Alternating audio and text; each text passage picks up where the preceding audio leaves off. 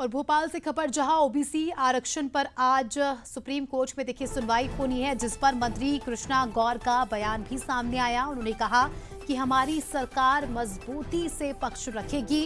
सरकार की मंशा 27% ओबीसी को आरक्षण मिले। मुख्यमंत्री ने सर्वदलीय बैठक बुलाई थी। सामूहिकता से सुप्रीम कोर्ट में पक्ष रखा जाएगा। मैं स्वयं ओबीसी कल्याण आयोग की सदस्य रही हूं। सर्वे के अनुसार मध्य प्रदेश में 48% से ज्यादा ओबीसी है। अगर मंजूरी मिल जाती है तो आप देखिए 48% से ज्यादा ओबीसी वर्ग को इसका फायदा होगा।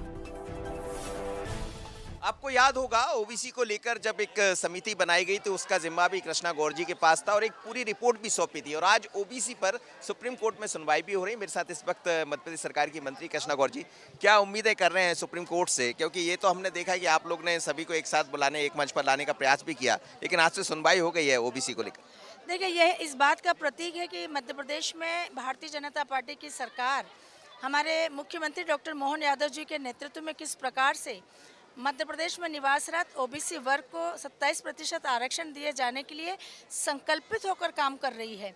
सर्वदलीय बैठक बुलाने का उद्देश्य भी यही था कि जो लड़ाई हम टुकड़ों टुकड़ों में लड़ रहे थे वो अपने आप में कमज़ोर लड़ाई थी, लेकिन जब सब लोग मिलकर एक साथ इस लड़ाई को लड़ेंगे तो न केवल मजबूती मिलेगी बल्कि सुप्रीम कोर्ट में हम बहुत मजबूती के साथ अपना पक्ष भी रख पाएंगे।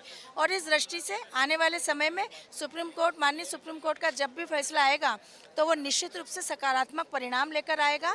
आप लोग ने तो एक रिपोर्ट भी तैयार की थी, वो रिपोर्ट भी ये बता रही कि मध्य प्रदेश में तो 50% से ज़्यादा ही दिखाई देता, तो क्या आपको लग रहा है कि ये जो 27% की बात हो रही बहुत आसान हो जाएगा? पूर्व में जब मध्य प्रदेश में कोर्ट के आदेश से स्थानीय निकायों और ग्राम पंचायतों में आरक्षण शून्य हो गया था ओबीसी वर्ग के लिए, तब हमने बड़ी लड़ाई लड़ी थी और उस समय हमने पूरे मध्य प्रदेश का दौरा करके जगह जगह मुख्यालयों से हमने मतदाता सूची के आधार पर वहाँ निवासरत ओबीसी की संख्या को बुलाया था और एक विस्तृत रिपोर्ट हमने तैयार की थी। उस समय ओबीसी कल्याण आयोग के सदस्य के रूप में मैं भी काम कर रही थी और एक बड़ी रिपोर्ट जब हमने बनाई और उसमें निकल कर आया कि मध्य प्रदेश में 48% ओबीसी है जो मतदाता सूची के आधार पर था।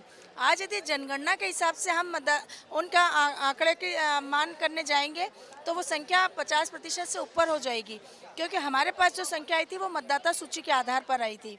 और इस दृष्टि से आज हम ये कह सकते हैं कि उस सूची के आधार पर सुप्रीम कोर्ट ने अपना फैसला बदला और मध्य प्रदेश में स्थानीय निकायों को, ग्राम पंचायतों को पुनः ओबीसी वर्ग में आरक्षण हमको मिला। चलिए, कृष्णा गौर जी हैं जो कह रहे हैं कि ओबीसी को लेकर सरकार प्रतिबद्ध है और जिस तरह उन्होंने पूरा एक आयोग हुआ था उसकी सदस्य भी थी और जो रिपोर्ट सौंपी थी उसमें भी नज़र आता है कि 48% से ज़्यादा मध्य प्रदेश में बल्कि देश में जो ओबीसी की वर्ग के लोग रहते हैं। तो उम्मीदें हैं सुप्रीम कोर्ट से कि जो निर्णय आएगा वो 27% आरक्षण के अनुरूप ही आएगा और आगे चलकर सब कुछ दिखाई भी देगा। आज अश्विनी के साथ मनोज सैनी, बंसल न्यूज, भोपाल।